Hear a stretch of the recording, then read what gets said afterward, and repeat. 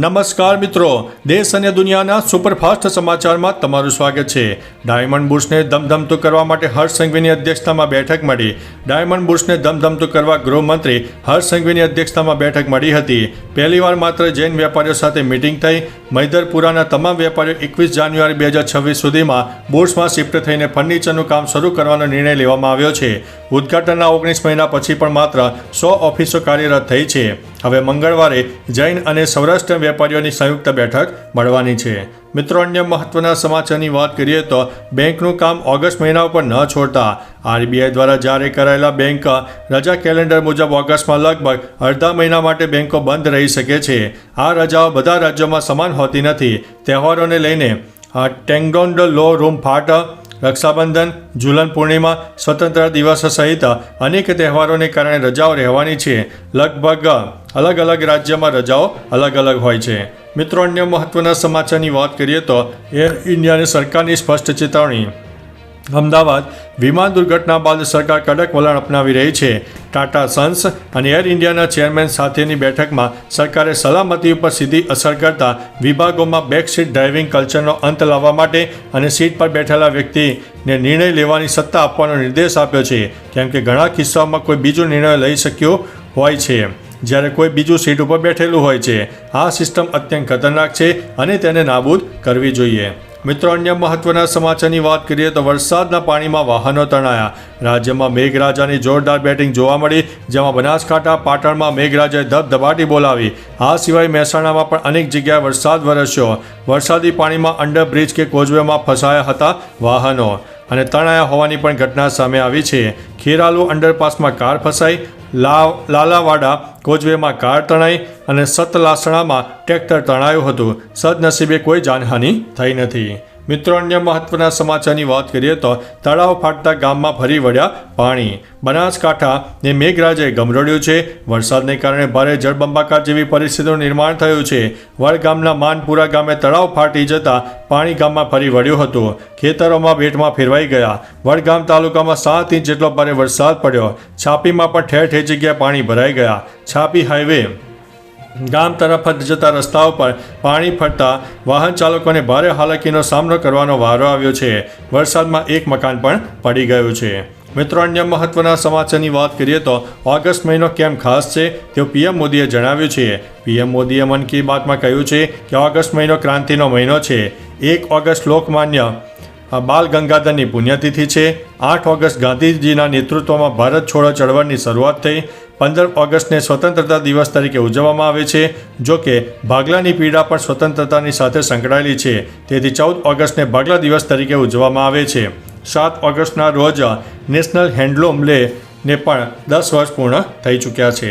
મિત્રો, અન્ય મહત્વના સમાચારની વાત કરીએ તો મનસા દેવી મંદિરમાં નાસભાગ, મૃતકોને 2 લાખની સહાય કરવામાં આવશે। હરિદ્વારમાં મનસા દેવી મંદિરમાં રવિવારે સવારે ભીડને કારણે નાસભાગ મચી ગયા હોવાના સમાચાર સામે આવ્યા છે। આ દુર્ઘટનામાં 6 લોકોના મોત થયા છે। આ ઘટના બાદ ઉત્તરાખંડના મુખ્યમંત્રી પુષ્કરસિંહ ધામીએ મૃતકોના પરિવારને 2 લાખ રૂપિયા અને ઘાયલોને 50,000 રૂપિયાની સહાય આપવાની જાહેરાત કરી છે। ઉપરાંત ઘાયલોને સારી સારવાર મળે તેનું પણ વચન આપ્યું છે। મિત્રો, અન્ય મહત્વના સમાચારની વાત કરીએ તો રાજ ઠાકરે સૌને ચોંકાવ્યા। મનસેના વડા રાજ ઠાકરે માતોશ્રી પહોંચ્યા। તેઓ લગભગ 13 વર્ષ પછી માતોશ્રી ગયા હતા। અગાઉ તેઓ 2012માં બાલા સાહેબ ઠાકરેના મૃત્યુ બાદ ત્યાં ગયા હતા। ઉદ્ધવ ઠાકરેનો જન્મદિવસ હતો અને આ અંગે રાજ ઠાકરે તેમને મળવા માતોશ્રી પહોંચ્યા હતા। મહારાષ્ટ્રના રાજકારણ માટે આ એક મોટા સમાચાર છે।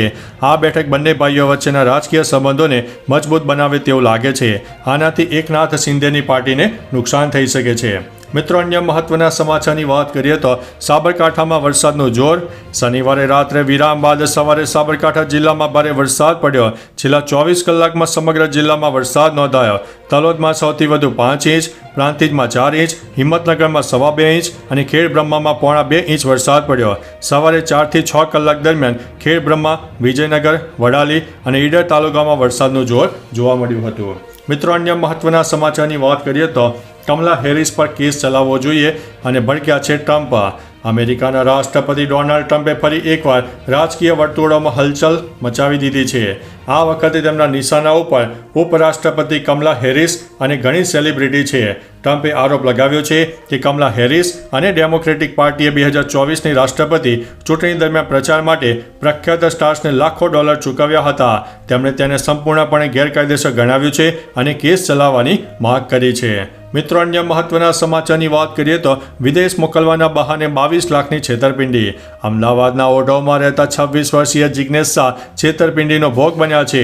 મૂળ અમદાવાદનો પણ દુબઈમાં રહેતો શખ્સ ત્યાંથી બેઠા બેઠા યુવકોને લાલચ આપીને યુવકો સાથે 22 લાખની છેતરપિંડી કરીને તેમના બેંક એકાઉન્ટનો ખોટો ઉપયોગ કર્યો હતો. જે મામલે અમદાવાદ ક્રાઇમ બ્રાન્ચે ગુનો નોંધીને તપાસ શરૂ કરી છે. ક્રાઇમ બ્રાન્ચે ગુનો નોંધીને તપાસ શરૂ કરી દીધી છે. મિત્રો, અન્ય મહત્વના સમાચારની વાત કરીએ તો અમરેલીમાં વૃદ્ધ દંપતી હત્યા કેસમાં 4 વ્યક્તિઓને ઝડપી પાડવામાં આવ્યા છે. ગત 18 જુલાઈએ વડિયાના અમરેલીના ઢુંડિયા પીપળિયા ગામમાં એક વૃદ્ધ દંપતીની હત્યાનો ભેદ ઉકેલવામાં અમરેલી પોલીસને સફળતા મળી. લૂંટના ઈરાદે 4 લોકોએ ભેગા મળીને આ હત્યા કરી હોવાનું સામે આવ્યું છે. ઢુંડિયા પીપળિયા ગામના જ 2 સગા ભાઈઓ રામજી ઉર્ફે બાલો સોલંકી, આશીષ ઉર્ફે બાવ તેમજ અનિલ ઉર્ફે અનકો સોલંકી અને એક મધ્યપ્રદેશના જામવાનો મીઠ્ઠુ પીડિયાભાઈ મહુવા, આ 4 આરોપીઓએ હત્યા કરી હતી. મિત્રો, અન્ય મહત્વના સમાચારની વાત કરીએ તો ગુજરાતીઓ આગામી 72 કલાક સાચવજો. હવામાન વિભાગ અને અંબાલાલ પટેલની આગાહી સમયને લઈને ભારે સમસ્યા મચી ગઈ છે. જેમાં બંગાળના ઉપસાગરમાં સર્જાયેલા વરસાદી સિસ્ટમના કારણે આગામી દિવસોમાં ભારે વરસાદ ખાબકશે. મધ્ય ગુજરાત સહિત અમદાવાદ અને ગાંધીનગરમાં ભારે વરસાદ વરસી શકે છે. મહેસાણા અને ઉત્તર ગુજરાતના જિલ્લાઓમાં ભારે વરસાદ થઈ શકે છે. સૌરાષ્ટ્ર અને દક્ષિણ ગુજરાતમાં ભારે વરસાદ આવી શકે છે. ઓગસ્ટમાં પણ ભારે વરસાદ થઈ શકે છે. મિત્રો, અન્ય મહત્વના સમાચારની વાત કરીએ તો પીએમએ રાજાની યાદમાં સિક્કો બહાર પાડ્યો. પીએમ મોદીએ રવિવારે તામિલનાડુના અરિયાલુરના ગંગાઈડોકા ચોલાપુરમ પહોંચ્યા હતા. તેમણે અહીં આદિ તિરુવત્તિરાય ઉત્સવના સમાપન સમારોહમાં હાજરી આપી, જે ચોલ વંશના સમ્રાટ રાજેન્દ્ર ચોલ એકની જન્મજયંતિ ઉજવણી માટે આયોજિત કરવામાં આવ્યો હતો. આ પ્રસંગે પીએમએ સમ્રાટના માનમાં એક સ્મારક સિક્કો બહાર પાડ્યો. ચોલ સમ્રાટ રાજ્યના ચોલ પ્રથમના પુત્ર રાજેન્દ્ર ચોલ પ્રથમની ગણતરી દક્ષિણ ભારતના ચોલ વંશના મહાન સમ્રાટ તરીકે થતી હોય છે. મિત્રો, અન્ય મહત્વના સમાચારની વાત કરીએ તો અભિનેત્રી વિરુદ્ધ એફઆઈઆર દાખલ. અભિનેત્રી રુચિ ગજ્જર કેસમાં નવો વળાંક આવ્યો છે. તેમણે પહેલા ફિલ્મ નિર્માતા કરણસિંહ ચૌહાણ વિરુદ્ધ 24 લાખ રૂપિયાની છેતરપિંડીની ફરિયાદ કરી, પરંતુ હવે આ મામલે અભિનેત્રીની મુશ્કેલીઓ વધી છે. અંબોલી પોલીસે અભિનેત્રી સહિત 6 લોકો વિરુદ્ધ એફઆઈઆર દાખલ કરી છે. આ કેસમાં ફિલ્મ સો લોંગ વેલીના નિર્માતા માનસિંહની ફરિયાદો નોંધવામાં આવી છે. માનસિંહે આરોપ લગાવ્યો છે કે તેમણે પ્રીમિયર શો દરમિયાન હોબાળો મચાવ્યો હતો.